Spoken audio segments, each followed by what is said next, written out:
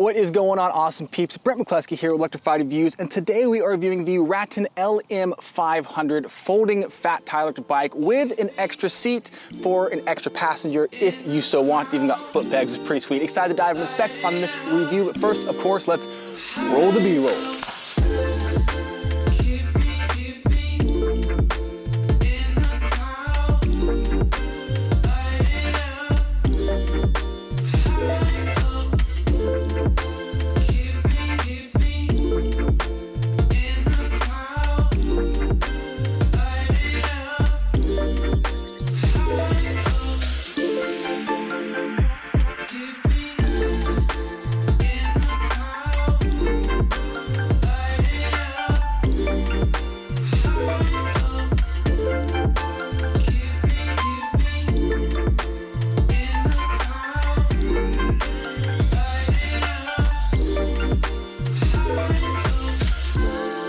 All right, awesome peeps. Again, this is the Rattan LM 500 folding passenger fat tire e-bike. Very cool ride right here. This thing starts for $11.99 USD, $1,199 USD. This is the 500 watt version, the LM 500. Rattan also sells an LM 750, which is the same exact model as this, but with a 750 watt motor for an additional $100. So pretty good deal if you guys do want to boost in power.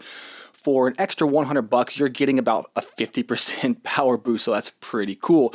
This bike and all bikes with Rattan has a 2-year comprehensive warranty, 3-year for the battery, which is absolutely phenomenal, especially considering this price point of $11.99. So really happy to see that. So okay, let's go ahead and dive into the specs here on the LM 500. Starting at the back here on the LM 500, we're going to have a 500 nominal watt motor with 65 Newton meters of torque. Now this motor is kind of special. A lot of the motors here with Rattan have what's called IPAS technology, or Intelligent Power Assist System technology, which is supposed to make the motor 83% more efficient and save more than 50% of the battery power, according to Rattan.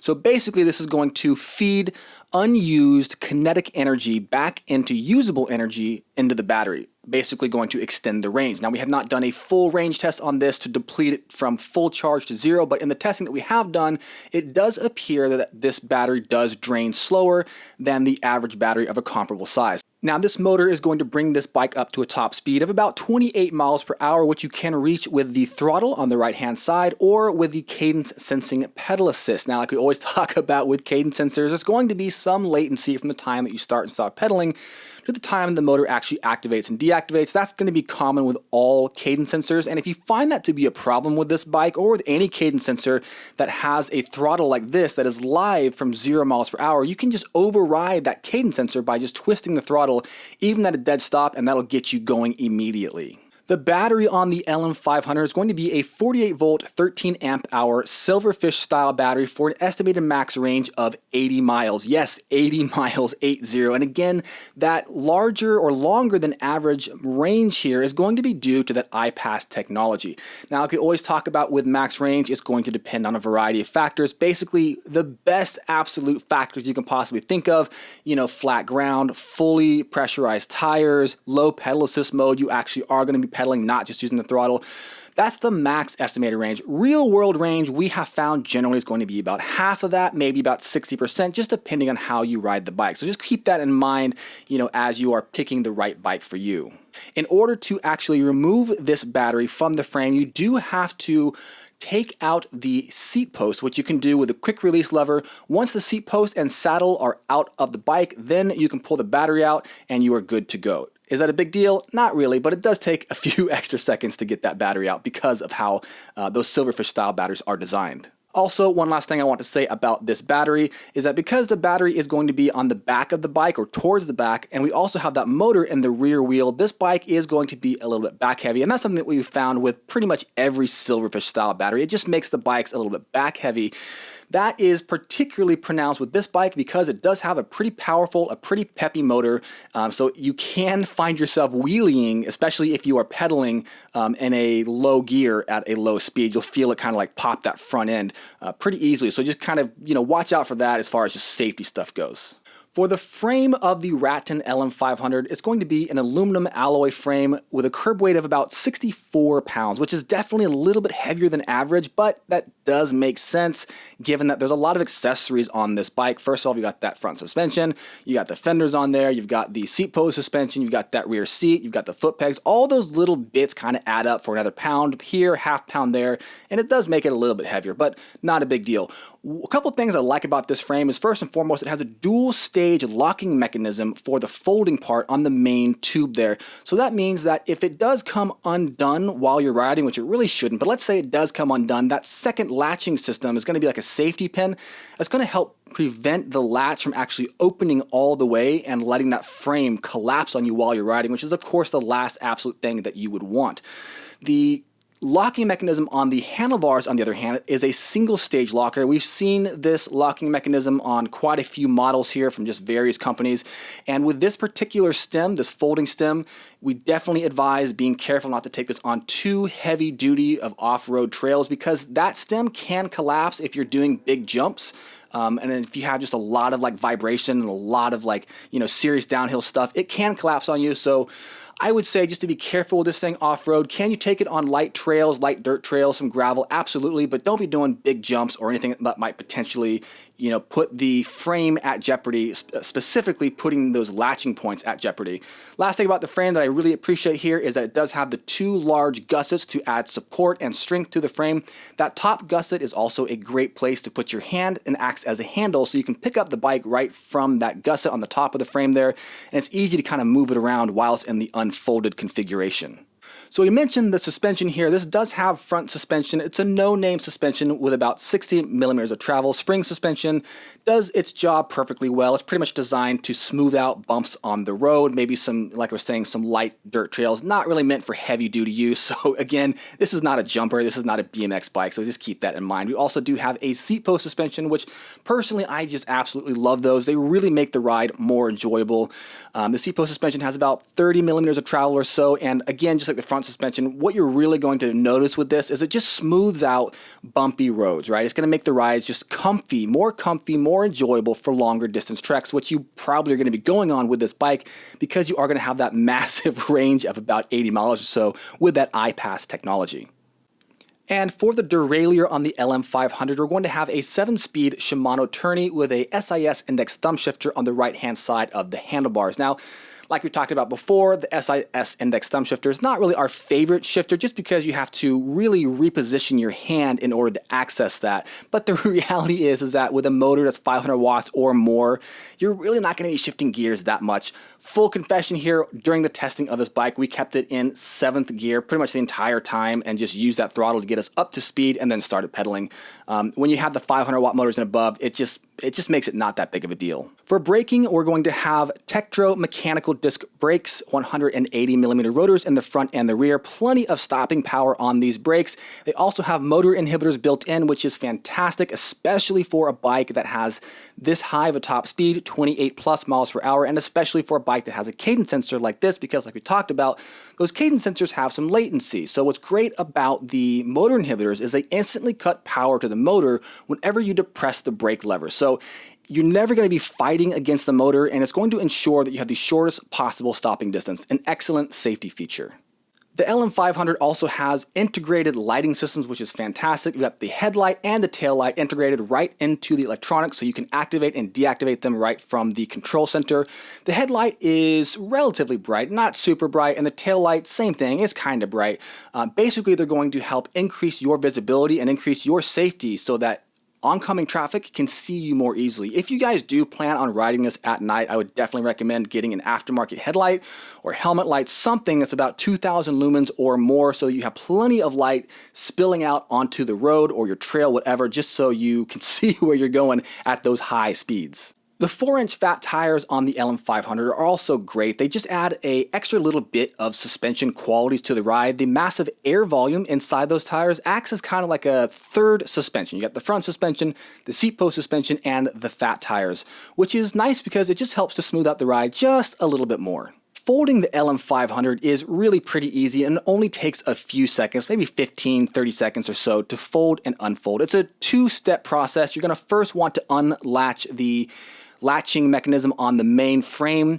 Once that is open, you want to unlatch the handlebars, fold those down, and then basically you're just going to fold the bike in half. Make sure the kickstand is out of the way and actually up, not down when you are folding it. That's going to save you some big headaches, just to let you know.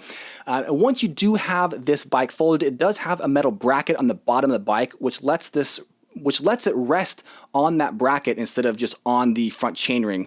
Just helps to prevent damage, which is really cool. And unfolding the LM500 is really going to be the same exact thing, just in reverse. You're going to want to bring those handlebars up, snap them closed. You're going to want to unfold that frame, snap that latch closed, deploy the kickstand, and in just a few seconds, boom, you are done and ready to start riding again. I really like the folding bikes because they just add a lot of diversity with what you can do and where you can bring them. You can fold these things up, throw them in the trunk of your car, bring them on an RV trip. If you guys are private pilots, you can throw them in your plane, whatever. You can bring these just about anywhere, or if you just don't have a lot of space at your home, if you live in an apartment, you can fold this up, put it like behind the couch or something. Like, it gives you a lot of options of what you can do with it. And I especially like this one, the LM500, because it does have that rear seat for a passenger and foot pegs. So not only can you carry a passenger, but it's actually going to be a relatively comfortable ride for them. So yeah, awesome peeps, I think that is about it for the review of the Rattan LM500. It is now time to take this beautiful bike out for a ride. So here we go.